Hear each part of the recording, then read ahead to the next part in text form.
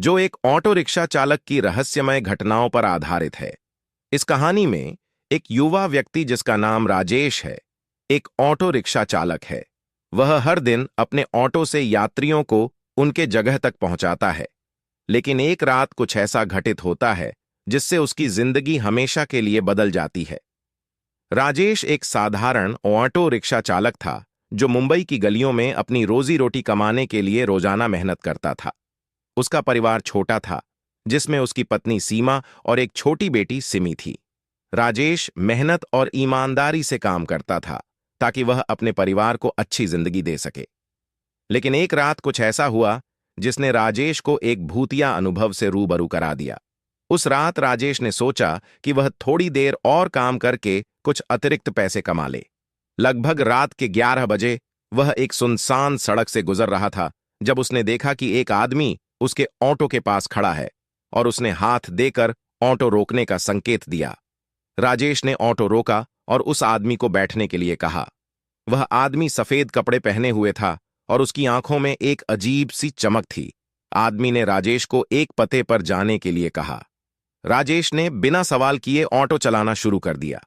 थोड़ी देर बाद राजेश ने महसूस किया कि वह रास्ता उसे कहीं अनजान सी जगह पर ले जा रहा है।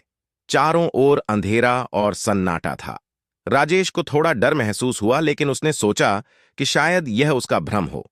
उसने पीछे मुड़कर देखा तो वह आदमी एकदम शांत बैठा था और उसकी आंखें बंद थीं। कुछ देर बाद अचानक उस आदमी ने राजेश से कहा, "यहां रोक दो।"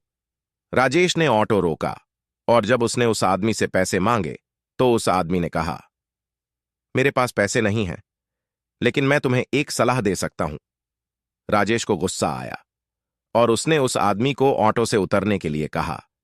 जैसे ही वह आदमी उतरकर चला गया, राजेश ने देखा कि वह अचानक गायब हो गया।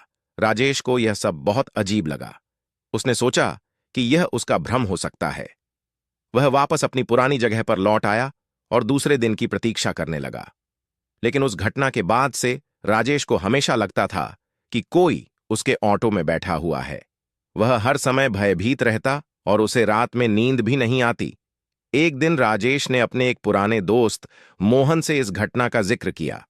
मोहन ने कहा कि वह जिस इलाके में उस रात गया था, वह जगह भूतिया मानी जाती है। कई साल पहले वहां एक आदमी की हत्या कर दी गई थी और तब से वहां के लोग कहते हैं कि उस आदमी की आत्मा वहां भटकती है। राजेश ने इस बात को गंभीरता से लिया और उस जगह पर जाने का निश्चय किया। राजेश ने उस भूतिया जगह पर जाकर पूजा पाठ किया और उस आत्मा की शांति के लिए प्रार्थना की। उसने वहां कुछ धार्मिक अनुष्ठान करवाए और उस आत्मा की मुक्ति की कामना की।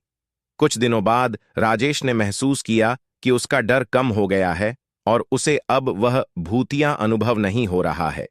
इस घटना के बाद राजेश ने समझा कि कुछ चीजें इस दुनिया में रहस्यमय और अदृश्य होती हैं, जिनका सामना हम सबको करना पड़ता है।